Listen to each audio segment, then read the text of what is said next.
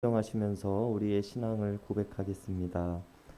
전능하사 천지를 만드신 하나님 아버지를 내가 믿사오며 그 외아들 우리 주 예수 그리스도를 믿사오니 이는 성령으로 잉태하사 동정녀 마리아에게 나시고 본디오 빌라도에게 고난을 받으사 십자가에 못 박혀 죽으시고 장사한 지 사흘 만에 죽은 자 가운데서 다시 살아나시며 하늘에 오르사 전능하신 하나님 우편에 앉아 계시다가 저리로서 산자와 죽은 자를 심판하러 오시리라.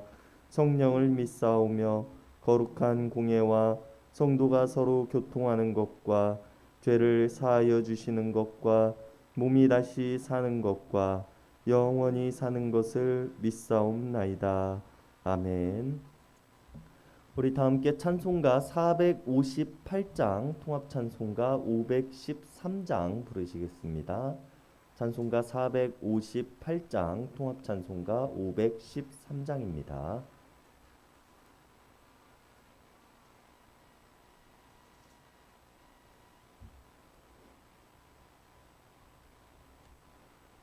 너희 마음에 슬픔이 가득할 때 주가 위로해 주시리라.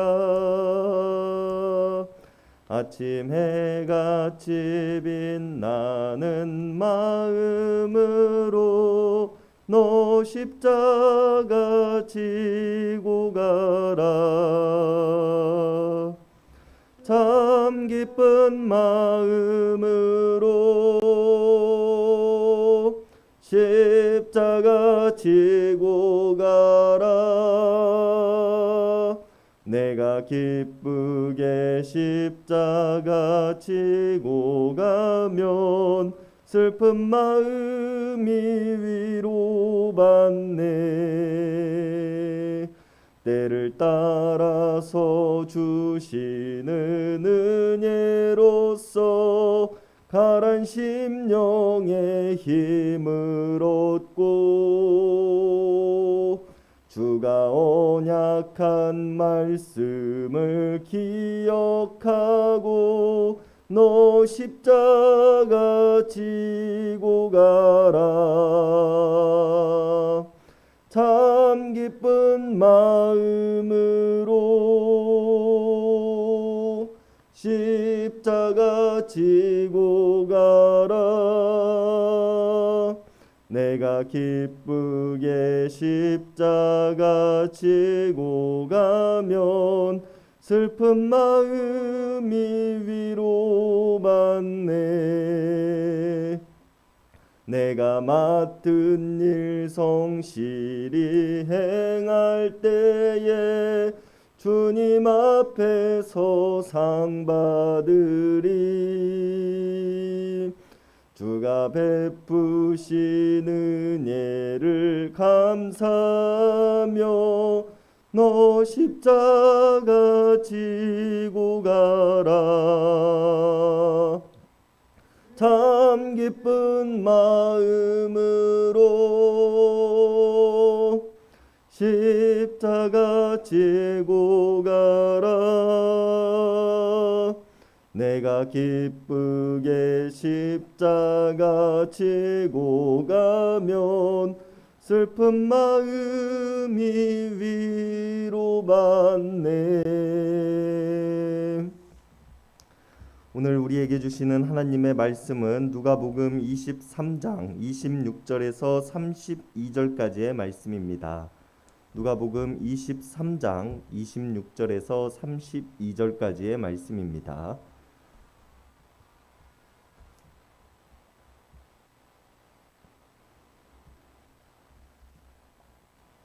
우리 한 절씩 교독하시겠습니다. 그들이 예수를 끌고 갈 때에 시몬이라는 구레네 사람이 시골에서 올라오는 것을 붙들어 그에게 십자가를 지워 예수를 따르게 하더라.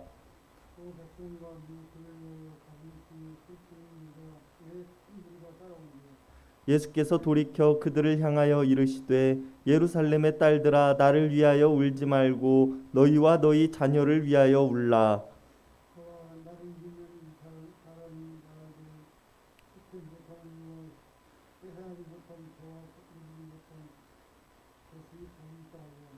그때에 사람이 산들을 대하여 우리 위에 무너지리라 하며 작은 산들을 대하여 우리를 덮으라 하리라.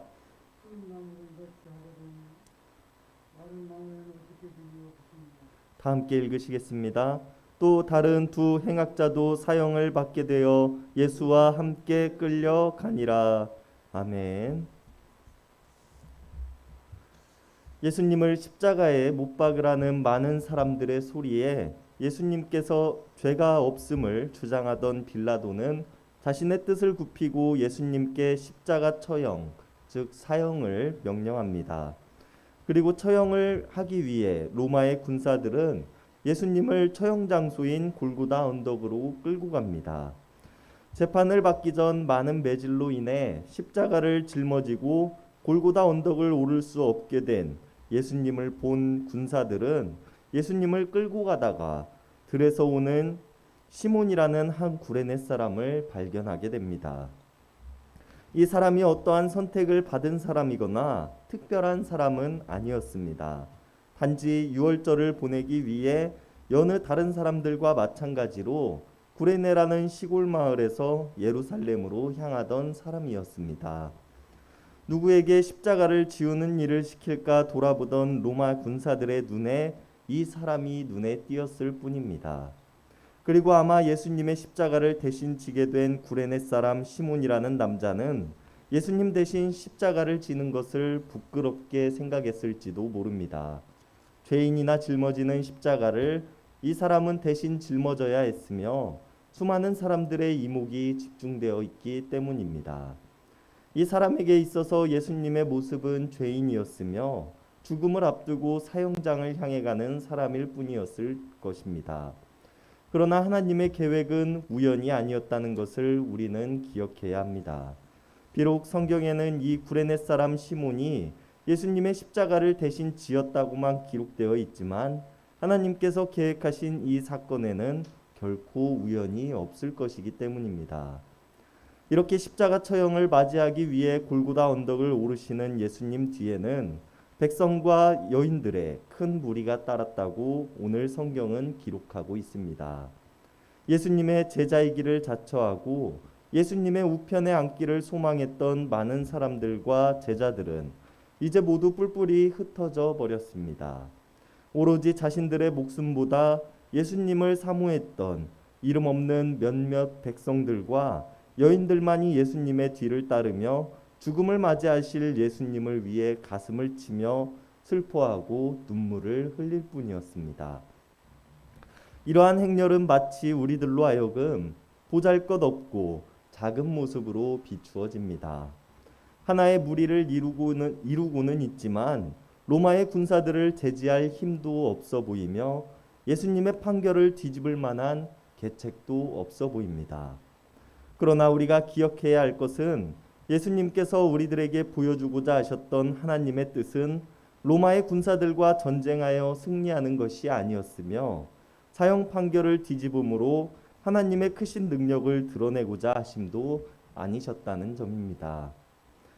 지금은 비록 무력하고 보잘것없어 보이지만 불법과 폭력으로 모든 것을 이룰 수 있다고 생각하는 사람들 앞에서 하나님께서는 사랑이야말로 진정한 승리를 가져다 주는 것임을 가르쳐 주고자 하셨다는 것입니다. 또한 이후 죽음의 권세에서 일으키시는 하나님의 능력이 예수님께서 걸어가시는 길에 담겨져 있었다는 것을 우리는 기억해야 합니다. 그리고 이 길을 가시는 예수님께서는 자신을 따르는 여인들에게 말씀하시기를 예루살렘의 딸들아 나를 위하여 울지 말고 너희와 너희 자녀를 위하여 울라라고 말씀하십니다. 여기서 울다라고 번역되어져 있는 헬라어 클라이오는 슬픔을 참으며 억제하는 흐느낌이 아니라 어린아이가 크게 울부짖는 울음을 가리키는 단어입니다. 이렇게 예수님의 죽음을 앞둔 여인들이 어린아이와 같이 크게 자신의 슬픔을 표현하고 있지만 예수님께서는 여인들을 향하여 말씀하시기를 이 땅에서 우리가 고난을 당하고 죽음을 당하는 것을 위해 울 것이 아니라 하나님에 대한 소망 없이 살아가는 사람들이야말로 진정 울어야 하는 자들이라고 말씀하십니다. 이것이 무슨 말인가 하면 히브리서에서 말씀하고 있는 것처럼 모든 사람에게 있어서 한 번 죽는 것은 사람에게 정해진 것이요 그 후에는 심판이 있기 때문입니다. 그렇기에 예수님께서는 오늘 여인들에게 말씀하시기를 누구에게나 정해진 한 번 죽는 죽음에 대하여 슬퍼할 것이 아니라 우리가 진정으로 가슴 아파하며 슬퍼해야 하는 것은 구원의 삶이 아닌 심판과 정죄의 삶을 살아갈 사람들을 바라보며 슬퍼하고 울어야 한다고 말씀하고 계시는 것입니다. 그러면서 덧붙이기를 29절에서 잉태하지 못하는 자와 해산하지 못한 배와 먹이지 못한 젖이 복이 있다고 말씀하십니다. 당시 고대 사회에서 여성의 역할은 아이를 낳고 먹이고 기르는 것이었습니다. 그리고 많은 우상들이 대변하고 있듯이 다사는 여성에게 있어서 축복이었고 기쁨이고 평안이었습니다. 반대로 아이를 갖지 못하고 낳지 못하고 기르지 못하는 여성은 저주를 받았다고 생각하였으며 이런 여성들은 아무런 가치가 없는 것으로 여겨지던 시대였습니다. 그런데 예수님께서는 이런 여인들이야말로 복이 있다라고 말씀하고 계십니다. 세상에서는 옳다고 말하고 있는 것들과 가치 있는 것이라고 주장하는 것들이 하나님께서는 그렇지 않다라고 말씀하신다는 것입니다. 이전 우리가 함께 살펴보았던 누가복음 20장에서 예수님께서는 사람들에게 말씀하시기를 하나님 나라는 장가도 가지 않고 시집도 가지 않는 나라라고 말씀하십니다. 그렇기에 아이를 낳을 필요도 없으며 오직 모든 사람들이 하나님의 자녀의 모습으로 살아갈 뿐이라고 말씀하셨습니다. 그렇기에 하나님 나라는 우리가 생각하는 세상의 기준과 가치와는 다르다는 것입니다.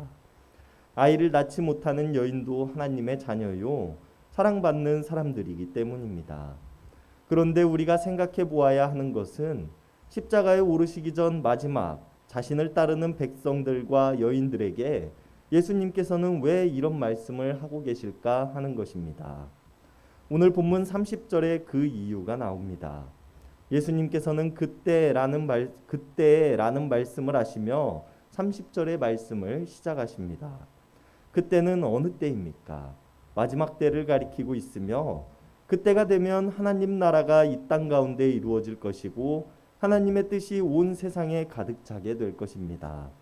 그리고 그때를 준비해야 하는 우리들에게 예수님께서는 십자가에 오르시기 전 마지막으로 당부하시고 우리가 해야 할 일들을 가르쳐 주시는 것입니다. 그때가 되면 큰 산이 무너지게 될 것이며 작은 언덕도 무너져 내려버릴 것입니다. 이것은 나무가 푸른 계절, 즉 평온한 세상에서도 나무가 산을 붙잡고 있을 때에도 산이 무너지고 언덕이 무너져 내려버리는데 나무가 마른 계절, 즉 마지막 때에는 어떠한 더 큰 일들이 일어나겠느냐고 말씀하고 계십니다. 여러분, 십자가에 달리시기 위해 골고다 언덕을 오르시던 예수님께서는 자신을 따르던 사람들에게 우리가 진정으로 슬퍼해야 하는 것은 이 땅에서의 죽음이 아니라 죽음 이후 하나님의 진노를 피하지 못하는 사람들을 바라보며 슬퍼해야 한다고 말씀하십니다. 그리고 그때는 누구에게나 반드시 찾아오며 그 누구도 피할 수 없는 일입니다. 그때가 되면 산과 언덕은 무너져 내려버릴 것이며 그 누구도 그 무너짐 속에서 견디어낼 자가 없을 것입니다.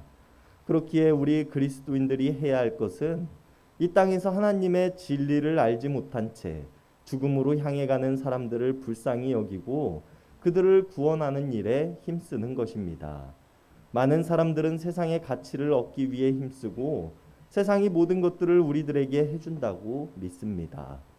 그러나 참된 진리와 구원은 오직 하나님께로부터 나옴을 우리가 기억하고 이 땅에 하나님 나라를 위해 힘쓰며 많은 사람들을 구원하기 위해 힘쓰는 우리들 모두가 될 수 있기를 바랍니다.